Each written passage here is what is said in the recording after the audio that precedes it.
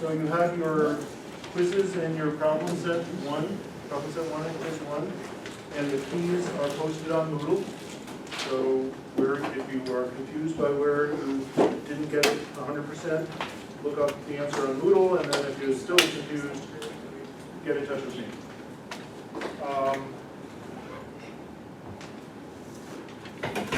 Let's see. So Moodle has the link to the videos. The videos are complete, I think, but they're not in exactly the right order, although the names of the videos give you an assistance for which comes first. So use the names of the videos, not the exact order that they're in, to help you see the videos. Some, but not all the videos, have a caption, have a subtitles, so which you can turn on. I haven't figured out why one of them that's already up there does not have subtitles. If any of you are YouTube experts and know what it is I need to do to make sure that there are subtitles, let me know. Two things I learned is the video has to start with sound, and the language can't be too technical. Well, I can do the sound thing, but I have to use technical language, so we'll see. Okay, let's go ahead and, so believe it or not, which I am having trouble believing it, but this week, we're going to finish the cardiovascular system. For better or for worse, that's what we're doing. So today, we're going to talk about the path of electrical activity in the heart and how that then triggers a path of contraction in the heart. Then we are going to talk about how that is regulated by the autonomic nervous system. And then we're going to talk about how that path of electrical activity, not the contractile activity, but the electrical activity, gives rise to the electrocardiogram. In lab this week, we will be measuring human electrocardiograms and frog heart activity. The problem set this week covers the material that we'll be covering. I don't think there's any questions on the problem set that you'll be able to answer during our break today, but I do think there will be, I really hope there will be questions that you can answer completely by the end of the class today, but maybe not all, because some of them require information from Wednesday. Okay, so let's get moving. As a reminder, well, let's do the anatomy first. Heart, superior vena cava, inferior vena cava, right atrium. Sinoatrial node, the normal pacemaker section of the heart, in the superior right atrium. A specialized set of cells that are specialized for spontaneously depolarizing to threshold and spontaneously firing action potentials. Right and left atria, interatrial septum, and now another specialized set of cells, the atrioventricular node in the inferior right atrium. The atrioventricular node is the window through which electrical excitation in the atria can pass into the ventricles. Other than the AV node, the atria and the ventricles are electrically insulated from each other. This connective tissue of the valves and fat around the corners prevent electrical activity from propagating from the atria into the ventricles, except at the AV node. Okay? And there are abnormalities that lead to arrhythmias where this insulation here is incomplete. That's arrhythmia, that's pathology, that's not physiology, and so we won't cover it in great detail or at all. The AV node is how we get electrical activity from the atria into the ventricles. The yellow cartoon here, obviously it's not yellow in real life, the yellow cartoon is illustrating a pathway from the AV node throughout the ventricles. It starts with the bundle of His which divides, so this is the bundle of His, which connects the AV node to two branches called the right and the left bundle branch. The right and the left bundle branch. The bundle branches ramify into a network of Purkinje fibers. Purkinje was a Czech anatomist who discovered them and gets his name on them. I'm sure I'm not saying his name right. But that's how we say it in this country. So all of these cells, the AV node, the bundle of His, the branches, the cells of the Purkinje fibers, they're all myocytes, but they are specialized not for contraction, but for electrical conduction. The AV node is specialized for slow conduction to enforce a delay between atrial contraction and ventricular contraction. And we'll see that in a moment. The rest of these yellow cartoon cells, the cells of the bundle of His, the cells of the bundle branches, the cells of the Purkinje fibers, and the cells of ventricular myocardium, are all specialized for rapid electrical conduction. So once action potentials make it through the AV node slowly, they propagate rapidly throughout the ventricles, and that's why the ventricles contract as a unit. So let's break this down electrically a little bit more. So here is the cartoon from your textbook. I showed you some of this last week. Action potentials start in the SA node. Why? Because they have a spontaneous depolarization to threshold.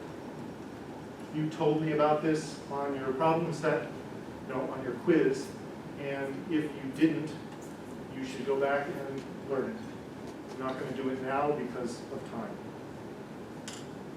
So these cells spontaneously depolarize by these mechanisms, fire action potentials. They repolarize by these mechanisms, and they do it again and again and again, approximately once per second. 1 beat per second is 60 beats per minute, and that's probably what you are having, but it's a lot lower than that. My heartbeat is much faster than that.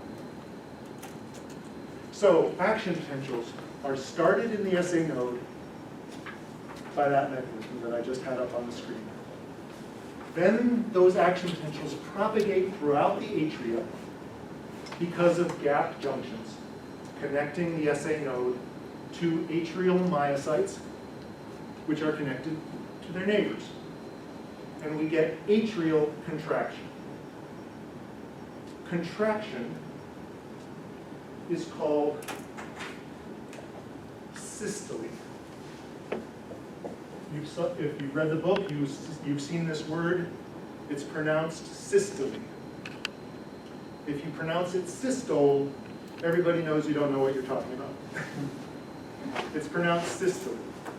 And the word for the time between heartbeats, when the heart is at rest,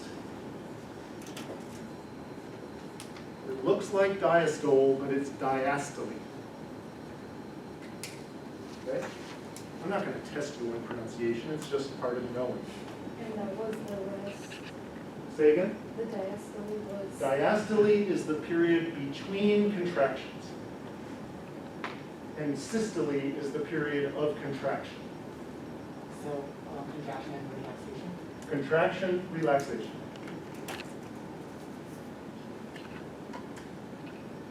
So, action potentials in the SA node spread throughout the atria because of gap junctions, and the atrial muscle fires a muscle action potential. It fires because its neighbor depolarized it. So this is the action potential of one, let's say, atrial muscle cell. Its neighbor depolarized, and so this cell got the signal from gap junctions, opens voltage-gated sodium channels, sodium influx, Voltage-gated sodium channels inactivate, but calcium channels activate. Calcium influx through these channels trigger calcium release from the SR. Calcium goes up. Contraction by the mechanisms you know. Calcium binds to each troponin, by the mechanisms that you know. Calcium entry leads to contraction. Contraction of the atria is where we are. Atrial systole. Eventually, after about 200 milliseconds, the calcium channels inactivate and voltage-gated potassium channels activate. The inactivation of calcium channels and the activation of voltage-gated potassium channels are slow, so it takes 150 or so milliseconds for it to happen, but eventually it happens. Calcium stops flowing in, calcium gets pumped out by SR, circa, PMCA, and CX. Potassium flows out because of channels, repolarization. This is going to trigger relaxation and a return to diastole.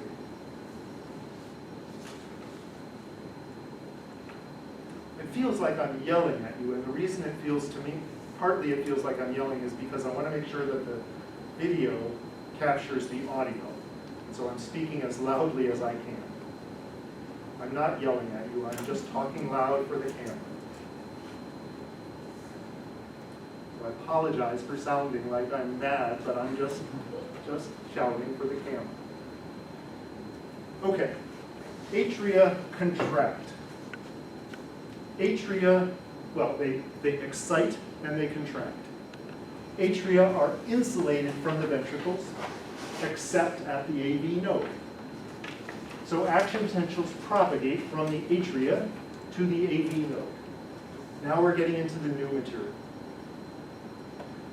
The AV node, its job is to enforce a delay between atrial systole and ventricular excitation systole. So its job is to enforce this delay, and it does it by two mechanisms. One is that the action potentials in the AV node look just like the action potentials in the SA node.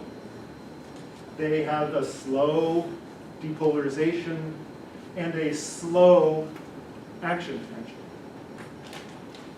That slow is part of the mechanisms for delay.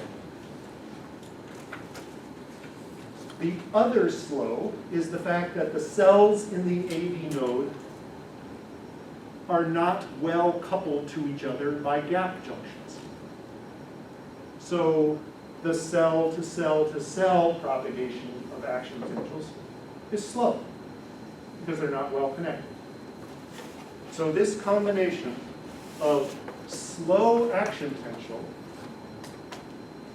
and slow cell-to-cell spread leads to delay between atrial excitation and contraction and ventricular excitation and contraction.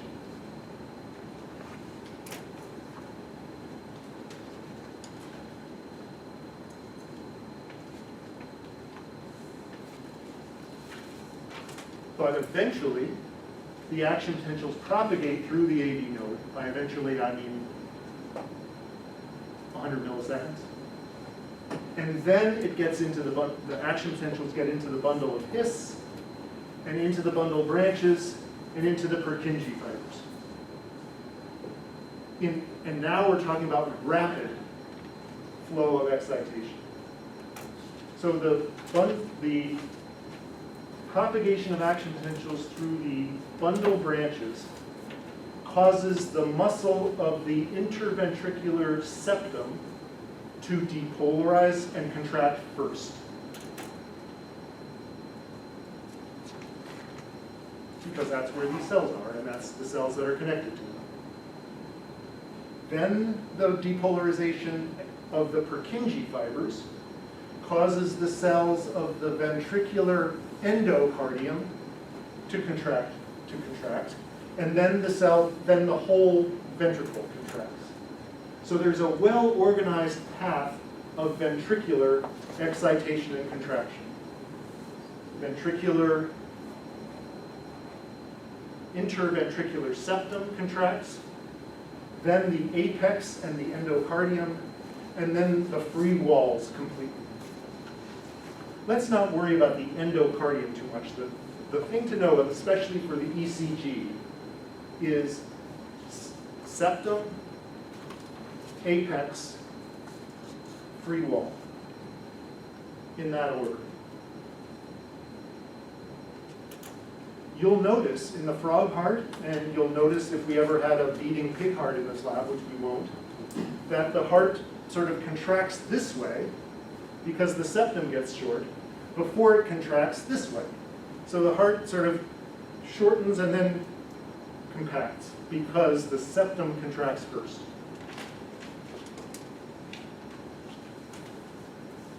In the ventricles, the ventricular myocytes and the Purkinje fibers and the bundle branches and the bundle of this, they all have fast action potentials. Fast depolarization because of fast voltage-gated sodium channels. Calcium flows in, calcium-induced calcium release from the SR, contraction. Everything that I told you about for the atria is also true for the ventricles. Same story. The differences are trivial. Question? Can you please go back and, which one is the free wall? The free walls, so septum, apex, walls, left and right, ventricular walls.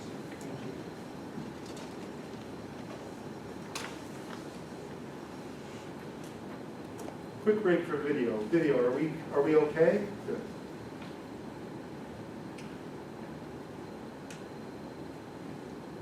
So now the ventricles have contracted. Blood in the right ventricle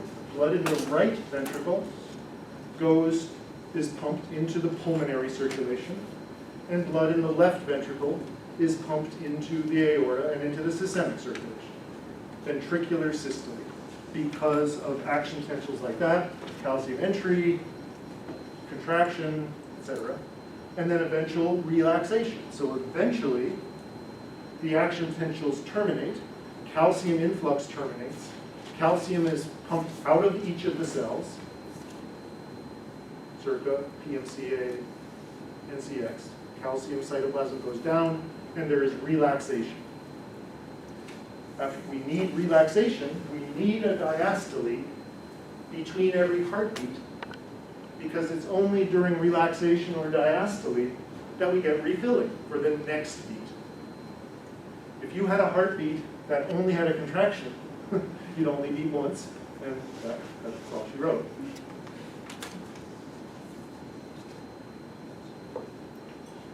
Okay, so relaxation, and then we start it all over again a second later. Well, 3/4 of a second later.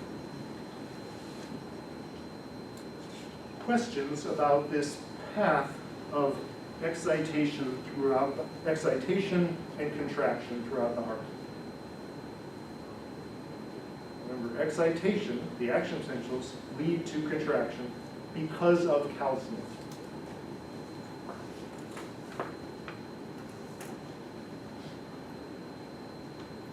So let's take a break now. Well, it's not a break, it's a break for me, but it's a break, not a break for you. Because what I want you to do is to turn to the last page of your handout and do the clickers. So you may know that usually what I do is I intersperse these clickers into a lecture to make it interactive. But in order to do this more quickly, I'm not going to say it's efficient, but it's a little quicker, I'm going to ask you to work either together or individually on the clickers. So I'm going to ask you to work on the clickers that are on slides 12 through 26. So the first 8 of these clicker questions, windows, whatever. Okay, work on them for, let's take 15 or 20 minutes for you to work on them. and then I'll show you the answers. And then we won't talk about them unless you have a question. So your goal is to compare your answers with my answers and raise your hand if you have a question. That way, we'll go through this just a little faster and I might be able to stay on time. So let's do this for 15 or so minutes and we'll see how we go.